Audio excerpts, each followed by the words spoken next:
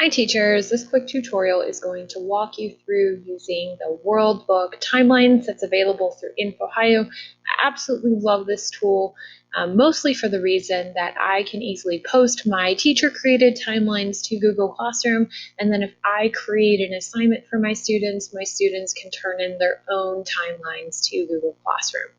So first we're going to start with going to infohio.org.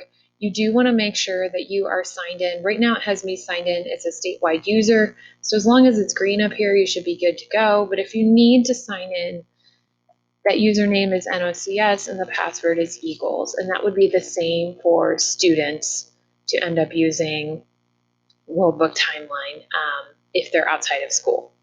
So you can get to World Book Timeline from any of the different grade levels, or you can look under all InfOhio resources. It's simply here on the right. So we're going to click onto it so it automatically loads. Okay, so once you are into World Book Timelines, the first thing you're going to want to have students do is create an account. So they would need to click on My Account. It's rather easy to create an account. It doesn't ask for a lot of information. I strongly suggest that students use their school login information to make everyone's lives a little bit easier, especially because it doesn't allow you to create a class. So they would give their name, first and last, account type, they would be a student, username, use district,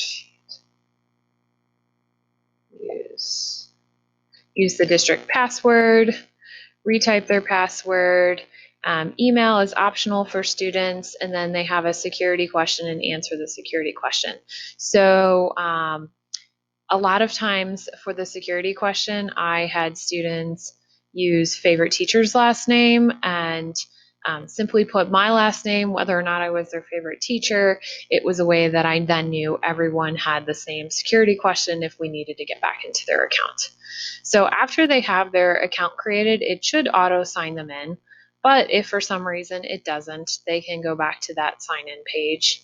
So I'm going to hit the back button, hope that it remembers my credentials, and I'm going to go ahead and log in.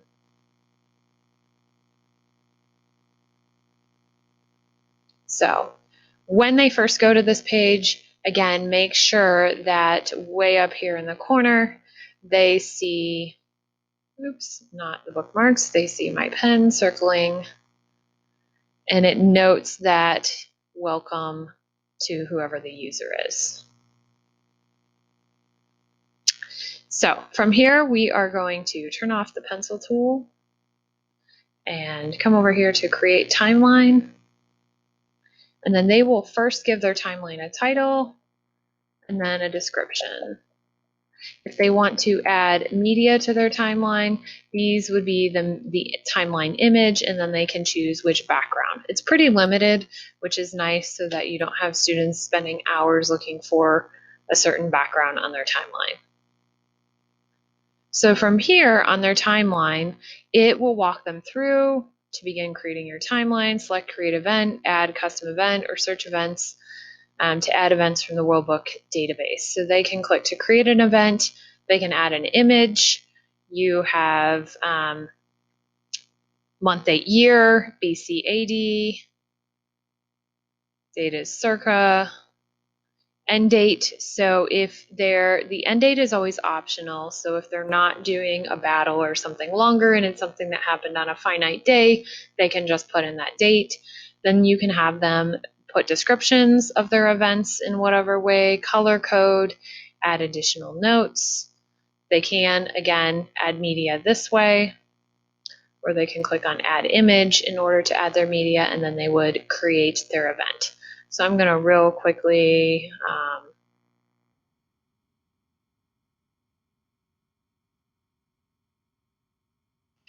add this one here. It is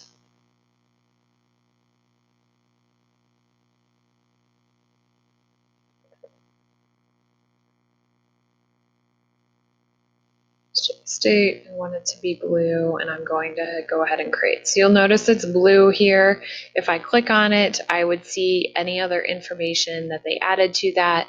And the great thing that I love about this is it really helped my students visualize time and going back into that BC or BCE and then forward into AD or Common Era time. You can zoom out so students can see larger increments, or they can zoom in and you can really target things within a specific year down to month. And you'll notice as I keep going in, I mean, you can get pretty close. So this works for timelines for a short period of time, but it also works for very large scale timelines.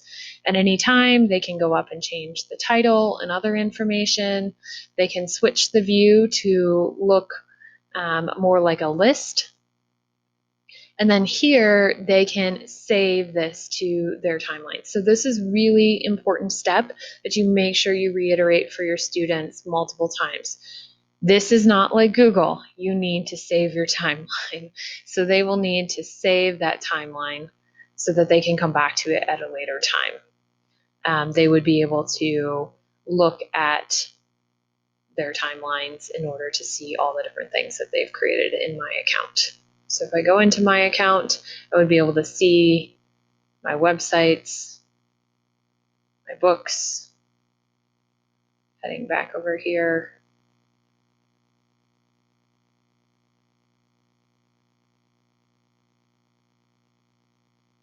Let's save this as a new project.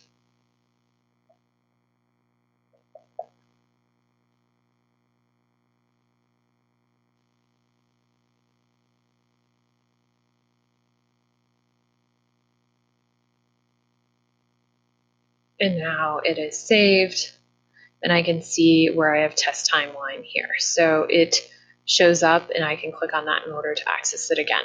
Now, here's my favorite part about Worldbook timelines. I simply click on share and I select Google Classroom when I'm ready to share. Now, if I am doing this as a teacher in a Google Classroom, I will have the option to choose whatever classroom I want to add it to and then create any of these things with my timeline. So this could be great for a question or an assignment or maybe an announcement or material. If you're a student, they would simply choose the Google Classroom. So let me go down and find a Google Classroom I'm enrolled in. And then here, I would then be able to select assignments. Now you need to make sure that you have an upcoming assignment. So you do need to put a due date on your assignment so that students can locate that assignment in the feed, and then they would click go and it would attach the assignment as their work. So you need to have that Google Classroom assignment created ahead of time or students will have nowhere to turn in their work. So closing back out of that, and that's pretty much it. They can add as many events as they need to. You can get pretty detailed and give them more requirements on what you want included.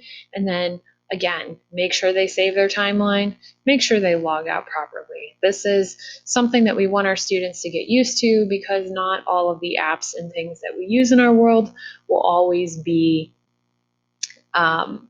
things that autosave like Google does. So coming over on the left, if you don't have the time to create your own timeline, you can, we're going to go back. You can explore timelines that are already out there. So let's say you're teaching world history. There are timelines for a whole bunch of different aspects of history. If I want to go into war and conflict, and then I can see all the different war and conflict timelines that are already ready to go. So I could click further into World War I.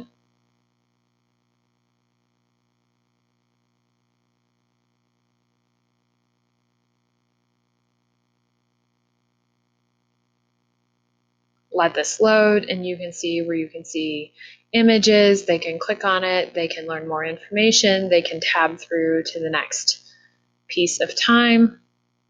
And you can even edit these timelines and make them your own. The other nice thing is you can share the already done timelines as well. So another resource that you can share with your students through Google Classroom.